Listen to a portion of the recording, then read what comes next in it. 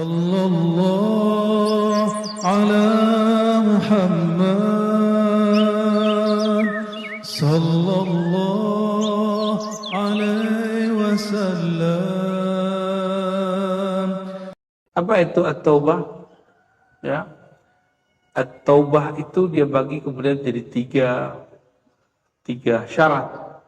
Tapi sebelum dia menyebutkan syaratnya, Imam Nawawi mengatakan, qala al-ulama at-taubatu wajibatun min kulli dzanbin.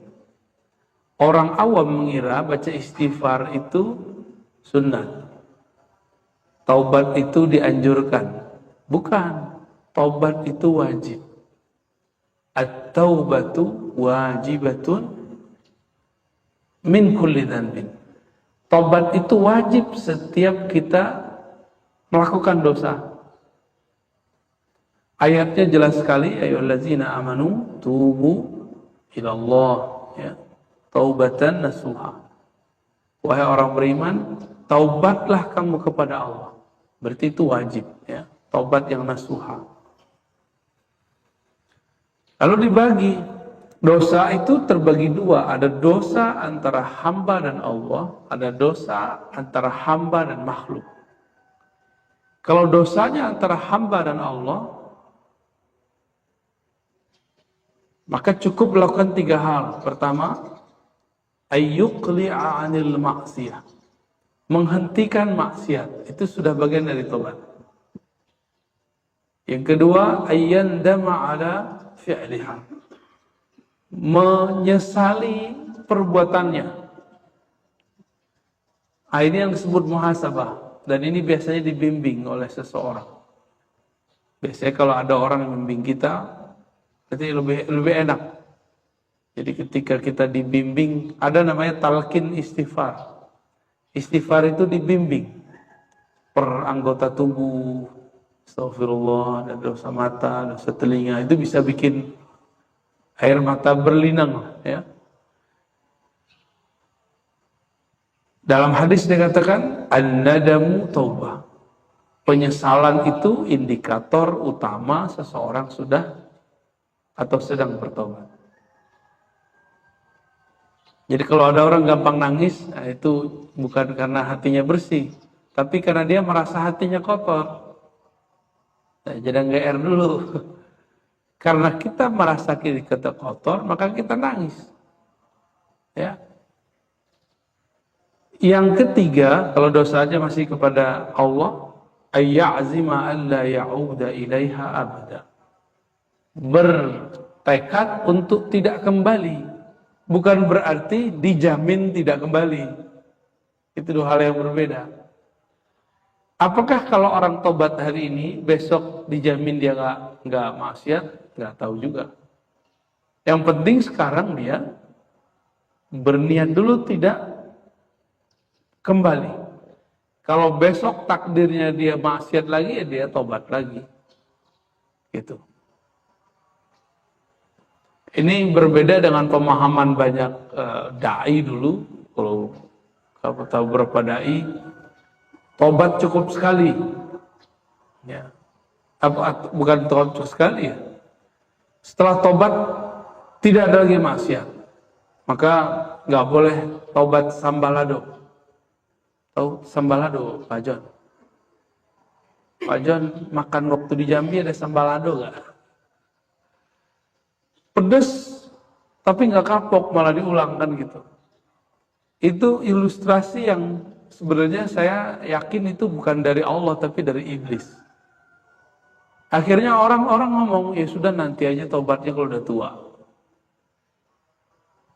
Itu cara iblis ngomong, kamu nanti aja tobatnya. Karena sekali tobat jangan maksiat lagi. Bukan begitu pemahamannya. Kalau sudah tobat, besok itu urusan Allah lagi. Kalau terjebak maksiat lagi, tobat lagi. Gitu aja. Yang penting jangan niat maksiat. Jadi maksud beliau ini, setelah bertobat, tidak niat maksiat lagi. Cuma siapa yang tahu takdir kita masa depan? Kan gak ada yang tahu. Nah, disinilah kita belajar untuk hati-hati. Kita nih ngelihat ada orang maksiat sekarang. Kita jijik ngelihat dia maksiat. Tunggu aja, nanti kita yang maksiat. Jadi jangan pernah jijik ngelihat orang-orang maksiat. Sama menghina orang yang maksiat, itu berbahaya.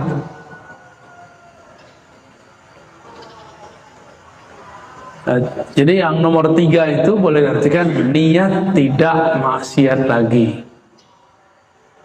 Allah itu kan Tawwab, maha menerima tobat yang berulang-ulang, bukan taib. Berarti kalau keliru lagi ya tobat lagi, keliru lagi tobat lagi, seperti itu. Oh ini dong main-main, bukan main-main. Kita nggak tahu masa depan kita. Ada yang bisa jamin setelah pengajian ini matanya nggak maksiat, kan nggak ada. Ada yang jamin setelah sholat kolbunya nggak lalai kepada Allah, kan nggak. Bagi saya satu nafas lupa kepada Allah itu maksiat. Mungkin kalau bagi kebanyakan orang maksiat itu ngambil punya orang, ya kayak gitu lah ya, maksiat zahir. Enggak, maksiat itu jelas di Quran. Allah bilang, Allah mengatakan uzkurullah zikran katsira. Zikir banyak-banyak, kita zikirnya dikit. Berarti kita sudah maksiat. Maksiat itu artinya durhaka. Allah bilang zikir yang banyak, kita zikir sedikit. Itu sudah durhaka sudah, ya. Wa in kanatil ma'siyatu ta'allaq bi adamihi fa syurutuha arba'ah. Kalau berkaitan dengan manusia, jadi kita ini dosanya melibatkan manusia, menyakiti orang atau mengambil hak orang. Maka ditambah 3, ditambah 1 lagi, 4.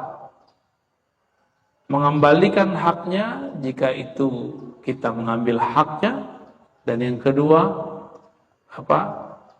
satu paket itu ya, mengambilkan haknya dan minta ridho kepadanya. Nah itu yang paling penting ya.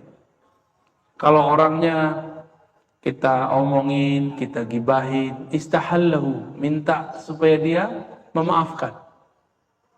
Wah ini dosa ngomongin orang banyak banget nih ya.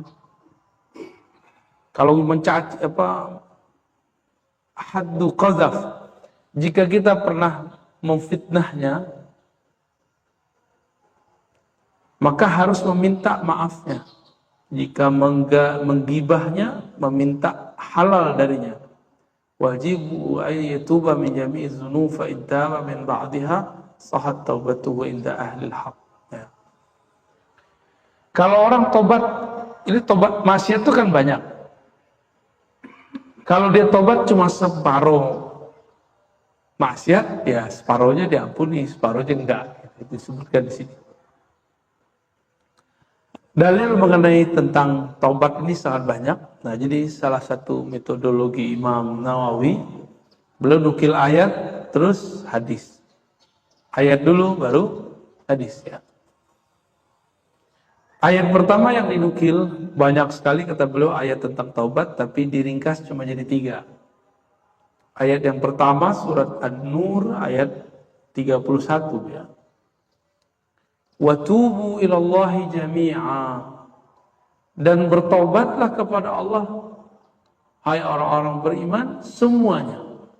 Ya ayyuhal mu'minun la'allakum tuflihun, supaya kamu mendapatkan kemenangan. Dalam tradisi ahli rohani, orang tidak akan mendapatkan kesuksesan qalbu rohani kecuali dia mulai melalui pintu taubat. Ini ayatnya. Jadi taubat itu babul falah, pintu kesuksesan rohani. Maksudnya gini, taubat itu sama kayak bersih-bersih. Kita punya baju kotor, dipakai dulu atau dibersihin? Kalau kita punya baju, ya dibersihin dulu baru dipakai. Kita mau masuk rumah, kaki kita kotor, langsung masuk atau dibersihin dulu kakinya? Dibersihin dulu kakinya, itu yang disebut taubat. Kalau kotor di kaki, kaki yang dibersihin. Kita mau masuk masjid, tapi lagi junub, mandi nggak? Itulah yang disebut dengan taubat. Jadi at-taubatu babul falah. Taubat itu awal dari kesuksesan rohani. Jadi orang kalau tidak mulai dari taubat, apa yang terjadi? Jika dia beragama, misalnya tadi dia orang awam nih. Orang awam hijrah, kan sekarang lagi tren namanya hijrah. Taubat. Kalau dia tidak taubat dari kolbunya yang bermaksiat, kolbu itu ada dosa. Ada orang hijrah cuma pekerjaan doang.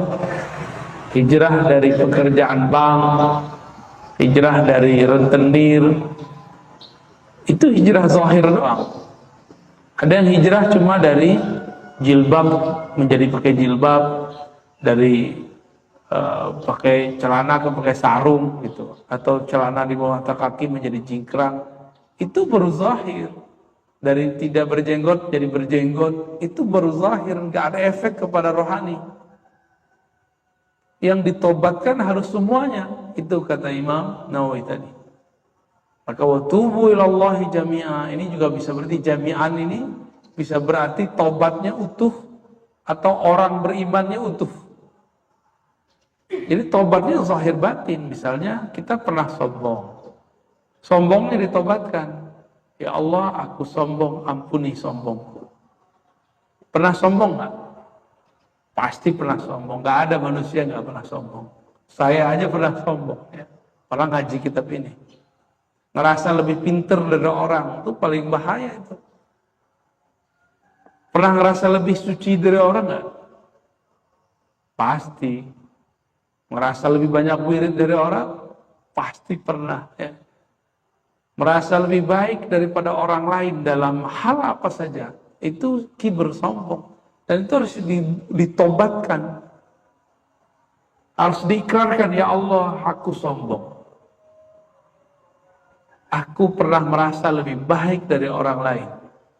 Kita berbaris di sini satu saf. Terus perasaan kita merasa lebih benar dari orang samping. Udah, itu sombong. Harus ditobatkan itu. Kalau enggak, apa yang terjadi? Kalau dia hijrah dari orang biasa kemudian menjadi berpenampilan soleh, kolbunya belum berubah. Apa yang terjadi? Kalau dulu masih awam, sombongnya dengan duit, sombongnya dengan mobil, dengan rumah, sekarang ganti. Sombongnya pakai agama. Dia menyombongkan amalannya. Dia nyombongin aliran kelompoknya. Makanya ada kelompok nggak mau dengerin kelompok lain, itu kan karena sombong. Ada orang nggak mau dengerin majelis selain majelis yang sepaham dengan dia. Itu bagian dari kesombongan sebenarnya. Ya. Dan itu lagi banyak sekarang dan dijadikan sebagai tren beragama gaya baru. Ya.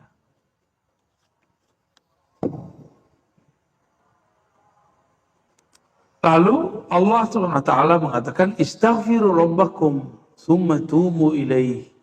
Mintalah kepada Allah istighfar. Apa beda istighfar dengan taubat? Summa tubu ilaih, lalu taubat. Jadi ada dua. Istighfar sama taubat. Apa bedanya? Istighfar itu minta supaya Allah mentipek atau nutup. Ghafara itu artinya satara.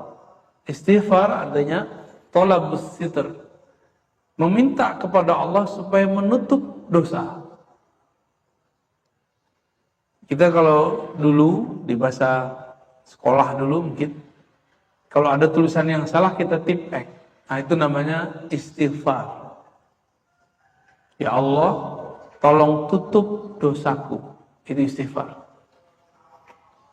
Istighfar belum tentu tobat, karena istighfar belum tentu ada penyesalan. Kalau orang minta ampun kepada Allah, belum tentu dia nyesali. Coba lihat anak-anak kalau ngaku salah. Minta maaf. Apakah semua orang yang minta maaf bilang, saya nggak bakal kerjain lagi gitu? Kalau dia ngomong begitu berarti dia tobat. Ya, itu beda taubat dengan istighfar, ya. Lalu ada ayat yang tadi disebutkan surat Tahrim ayat 8, wahai orang beriman, tubu ilallah taubatan nasuha. Berdasarkan ayat-ayat ini, at-taubatu wajibatun. Taubat itu wajib setiap kali terjadi maksiat, ya.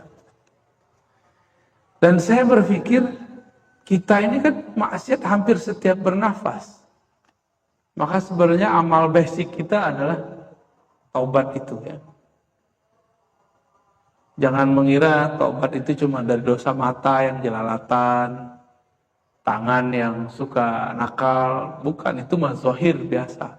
Tapi taubat yang paling inti adalah kolbu yang bernoda, ya. Hadis pertama yang beliau tulis, hadis yang sudah masyhur, pertama dan kedua. Kalau pertama dari Abu Hurairah, kedua dari Al-Aghar bin Yasar. Nabi mengatakan, wallahi, demi Allah, inni la astaghfirullah, sungguh aku minta ampun kepada Allah sehari lebih banyak daripada 70 kali. Kita coba lihat, Nabi punya dosa nggak? Nabi punya dosa? Gimana Pak? Nabi ada dosa nggak? Ada. Maksum. Nabi terpelihara dari dosa. Terus Nabi istighfar dari apa? Istighfar Nabi itu dari apa gitu? Berarti istighfar dan tobat itu bukan karena kita itu berdosa, tapi karena merasa berdosa. Itu bedanya. Nabi Muhammad itu selalu merasa ada kesalahan di hadapan Allah. Kita itu selalu merasa tidak salah. Itu aja bedanya. Maka orang yang dapat nur, warisan dari Nabi Muhammad SAW, dia pasti tidak menyalahkan orang lain jika ada masalah. Dia pasti salahkan dirinya. Nabi Adam diciptakan Allah karena berkah nur itu. Ketika ia terlempar ke muka bumi, dia tidak menyalahkan iblis. Beda dengan iblis. Iblis ketika dia salah, yang dia salahkan siapa? Allah. Bukan dia salahkan Adam, yang salahkan Allah. Ya Allah, bukankah aku ini ciptaanmu? Aku durhakamu ini kan engkau juga yang ciptain. Itu kurang hajarnya iblis itu. Ya. Gimana, kita gitu nggak? Jadi gaya-gaya iblis itu gaya-gaya ngeles. Saya ini kan hamba engkau juga, ya. Berarti saya maksiatnya engkau yang takdirkan. Nah, berarti dia menyalahkan Allah. Jadi iblis itu tidak hanya menyalahkan manusia, tapi dia juga menyalahkan Allah. Nah, ini yang berbahaya. Maka kalau di komplek kita misalnya ada orang suka nyalahin orang lain, itu udah pewaris iblis sudah, ya. Gampang aja, ya. Lihat aja, di masjid ada kesalahan, terus lempar ke orang, itu iblis tuh dalamnya, harus tobat. Tobat dari karakter iblis. Gitu. Jadi suka melempar kesalahan sendiri kepada orang. Dan itu banyak, di setiap komplek itu ada, ya. Di komplek kita ada juga, di semua tempat itu ada. Tanya aja yang pernah tinggal di komplek mana aja, itu kejadian. Itu ujian kita bertetangga. Maka saya kalau doa, saya tambahkan, Pak. Allah maghfirli wa li walidayya wa li masyaikhi wa li jirani. Ya Allah, ampuni aku, orang tuaku, guruku, tetangga-tetangga. Itu kita doa begitu. Kalau saya tambahkan itu. Siapa tahu kita yang salah. Gitu. Ya. Atau emang mereka juga ada salah, kita sama-sama mintain ampun. Itu salah satu doa-doa yang Nabi pernah baca sebenarnya, ya. Tapi dikumpulkan dalam lafaz-lafaz yang umum. Abu Hurairah meriwayatkan Nabi istighfar dan tobat 70 kali. Itu dosanya gak ada. Tapi beliau merasa berdosa. Maka dosa itu dibagi 3. Ada dosa yang zahir, ada dosa yang batin, ada dosa adab. Dosa sir namanya. Dosa yang zahir, dosa mata, dosa telinga, dosa lisan, dosa tangan. Nah, sekarang dosa tangan ini banyak nih, ngetik-ngetik di kerjaannya. Ya. Ya itulah, baik di sosial media, di WA, di YouTube, di Facebook, di Instagram, itu dia main tuh. Itu dosa tangan. Dosa kemaluan, dosa kaki, semuanya. Kita semuanya adalah tong dosa. Ya. Jadi tong sampah dosa itu kita lah orangnya. Kita lah makhluknya. Terus ada dosa batin. Di batin ini tadi saya sebutkan ada dosa sombong. Merasa lebih benar dari orang aja udah. Merasa aliran kita lebih benar, udah langsung sombong namanya. Apalagi dosa iri dengki. Pernah iri nggak? Pasti pernah iri. Tetangga begini, tetangga begitu, pasti iri. Apalagi dosa, kalau di kolbu itu ada iri, dengki, kemudian ada dosa riya. Beramal karena riya, beramal karena ingin dipuji, ingin dilihat.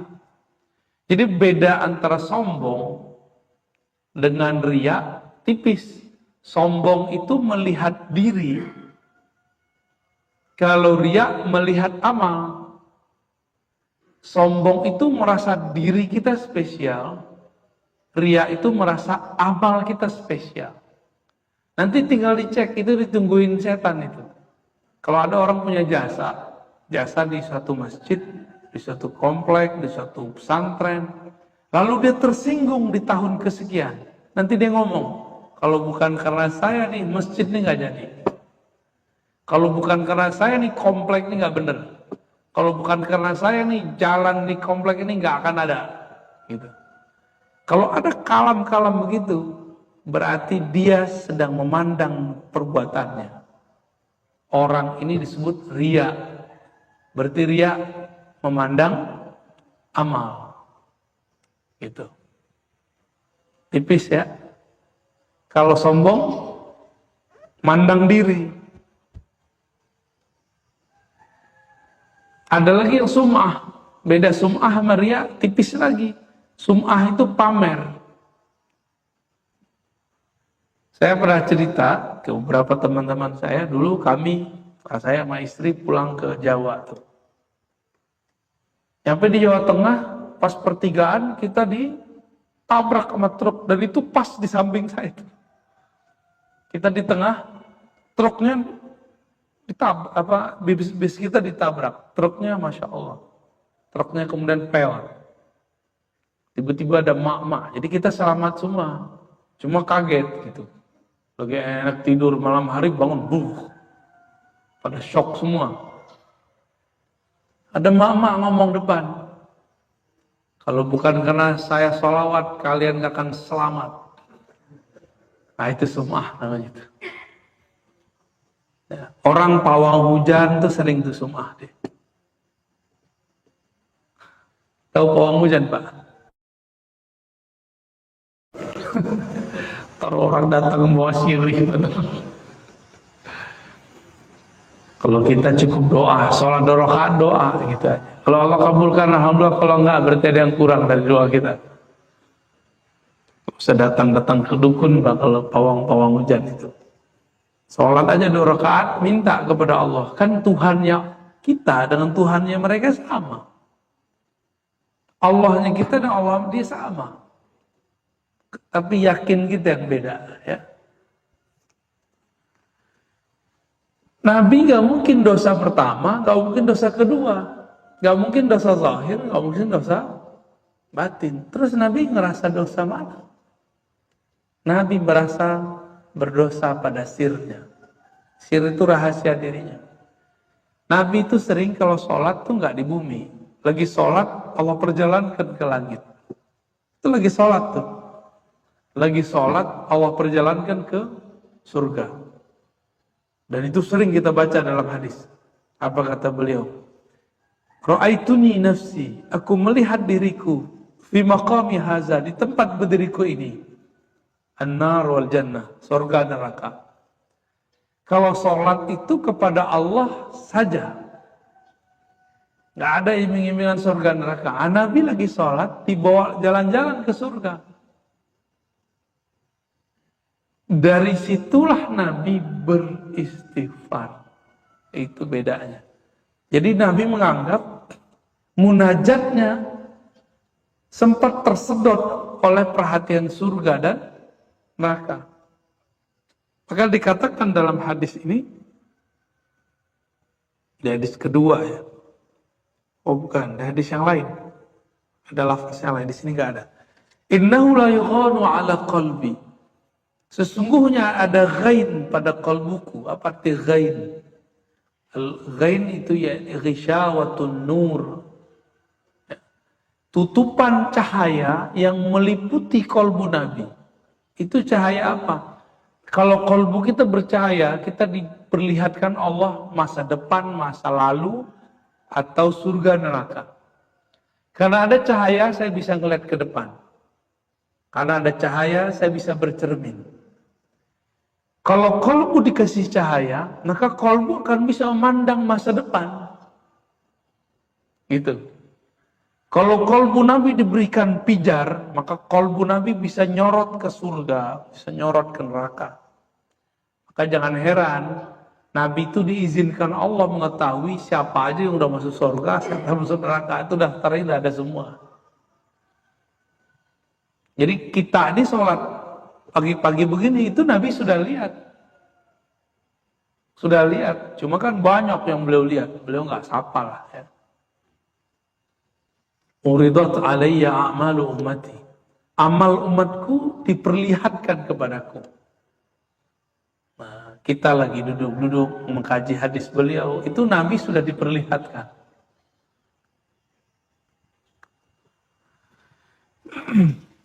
Kira-kira kalau Nabi sudah lihat gimana Pak? Ada kita di situ. Boleh GR nggak? Nggak boleh GR. Yang ada syukur. Alhamdulillah kita dipilih masuk ke dalamnya. Itu aja yang kita syukuri. Bapak Ibu, kita senang nggak kalau ada anak, teman, atau murid kita ngaku salah? Senang nggak? Anak kita salah terus dia ngaku.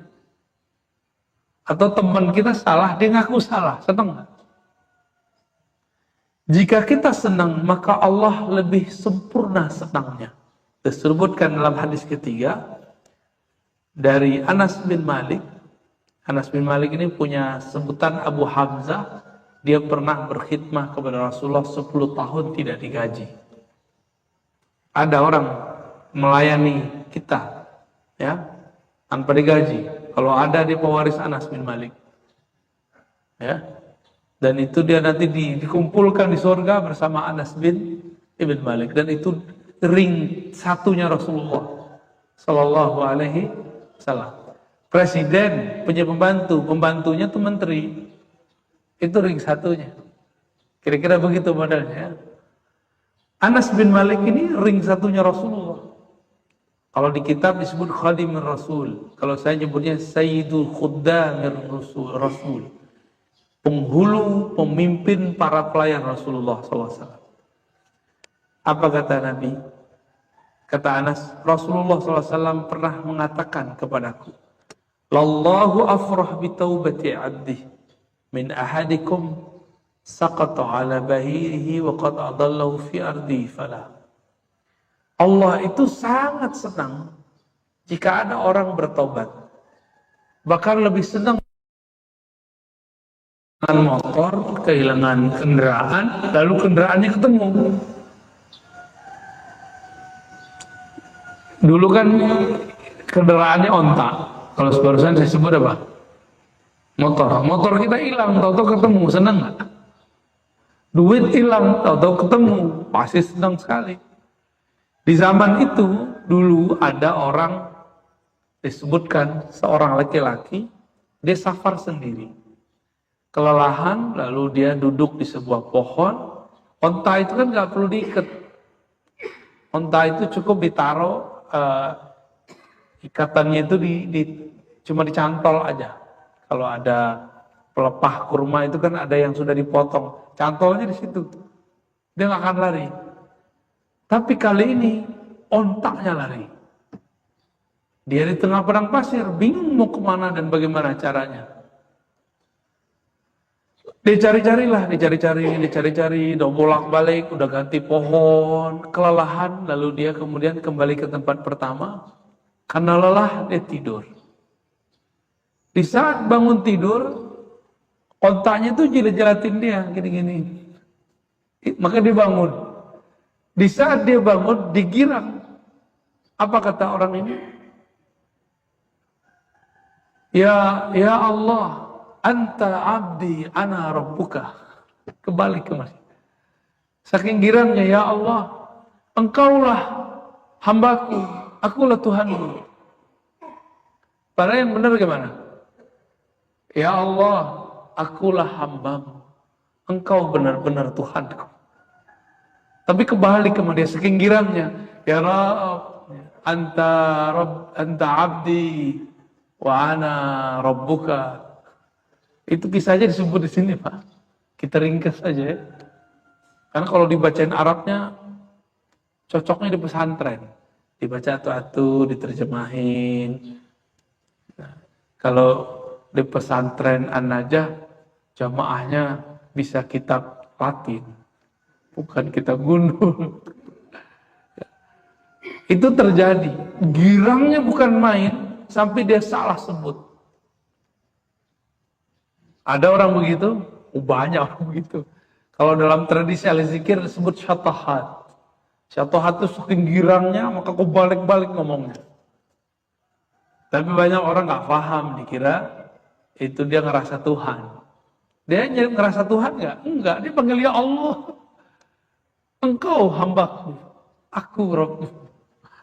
Kosakatanya kebalik. Jadi orang bahagia, orang marah, itu kestabilan kosakatanya itu bermasalah itu. Ya.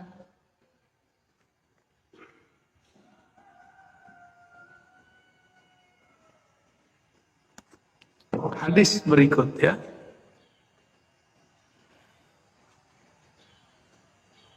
Innallaha, ini jam berapa Pak? Apa jam saya yang salah? Oh bener ya. Kok masih jam 5 aja nih? Lama amat ya rasanya waktu. Apa saya kurang menikmati Pak? Kelelahan kali ya, mohon maaf. An Abi Musa Abdullah bin Qais al-Ash'ari an Nabi sallallahu alaihi wasallam. Tobat itu tidak mesti malam hari, nggak mesti depan kiai. Ini perbedaan agama Islam dengan agama lain. Di agama lain, tobat itu harus ada pengakuan di depan pemimpin agamanya, agama tertentu ya. Tapi dalam Islam, siapa saja bisa bertobat kapan saja. Siapa saja boleh dapat bertobat kapan saja. Coba kita lihat. Inna Allah yabsutu yadahu bil-laili liyatuba musii'un nahar. Allah yabsut yadahu. Allah mengembangkan, melepaskan yadnya. Yad itu secara harfiah artinya tangan. Tapi kita kan nggak boleh membayangkan tangan begini. Terus apa maknanya? Hanya Allah yang tahu. Tapi yang kalau kita mau memaafkan orang, kita unjukin tangan nggak? Aduh gue maafin lo gitu ya. Ya Nabi lagi berbicara dengan manusia. Nabi ibaratkan sebagaimana manusia itu kalau maafin orang manusia itu menjulurkan tangannya untuk menerima ungkapan maaf dari orang. Kira-kira Allah diilustrasikan begitu. Baik siang musii'un nahar, orang yang bermaksiat di siang hari, ataupun musii'ul lail, orang yang bermaksiat di siang hari. Jadi nggak usah diundur-undur gitu maksudnya. Sampai terbit matahari di bagian barat. Barat sono ya. Setiap manusia mengalaminya dengan sakarat. Sakarat itu berarti matahari sudah di barat. Tapi secara harfiah nanti kejadiannya sebelum kiamat. Kiamat kubro. Mati itu kan kiamat sugro.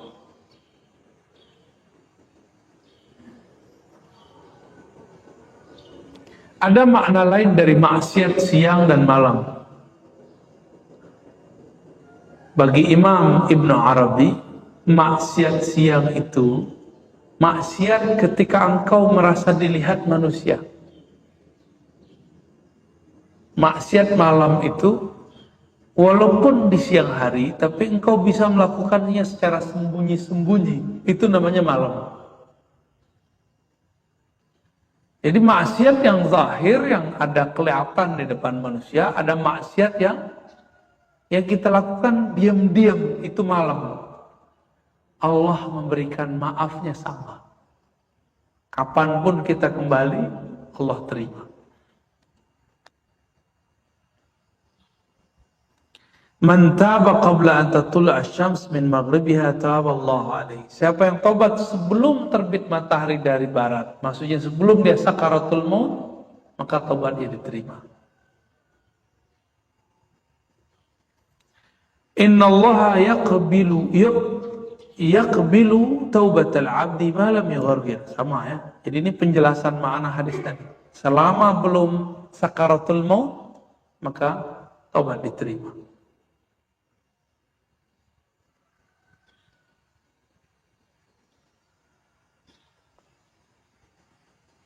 Wah, hadisnya panjang dia.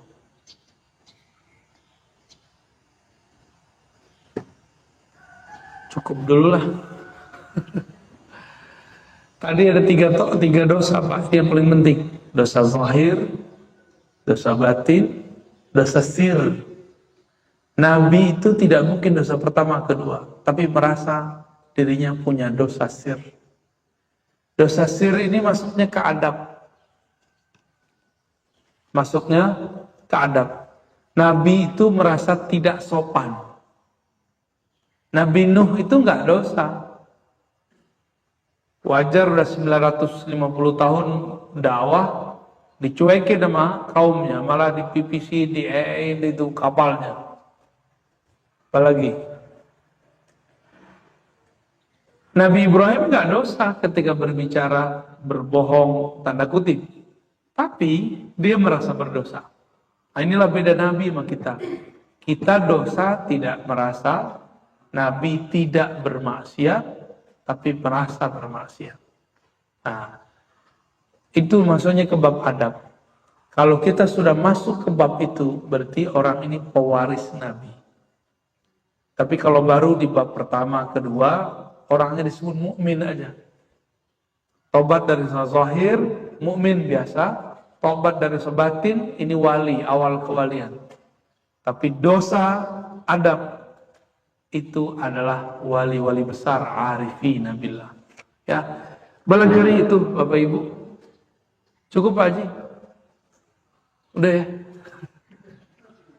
Sampai jam berapa tuh? Syuruknya jam berapa? 5:30. Ada pertanyaan? Nggak ada ya? Langsung bilang nggak ada aja Pak. Beres? Cukup? Cukup dulu lah ya. Bapak Ibu yang berkenan Allah, semoga kita dijadikan orang yang bertobat. Nanti ada beberapa hadis mengenai tobat ini dan sangat indah kisah-kisahnya. Nanti kita hikayatkan dengan hikayat yang cocok dengan bahasa Indonesia insya Allah. Semoga Allah menerima tobat kita, Jangan pernah undur, jangan pernah merasa suci, menjadilah orang yang selalu merasa ada maksiat kepada Allah, sehingga kita doyan bertobat. Ja'alana Allah minat tawabin, wa ja'alana minat tawabin al-mutatahhirin. Semoga Allah menjadikan kita orang yang tawabin dan mutatahhirin. Rabbana atina fid dunya hasanah, wa fil akhirati hasanah wa qina adzabannar. Wa sallallahu ala sayyidina Muhammad walhamdulillahi rabbil alamin. Assalamualaikum warahmatullahi wabarakatuh.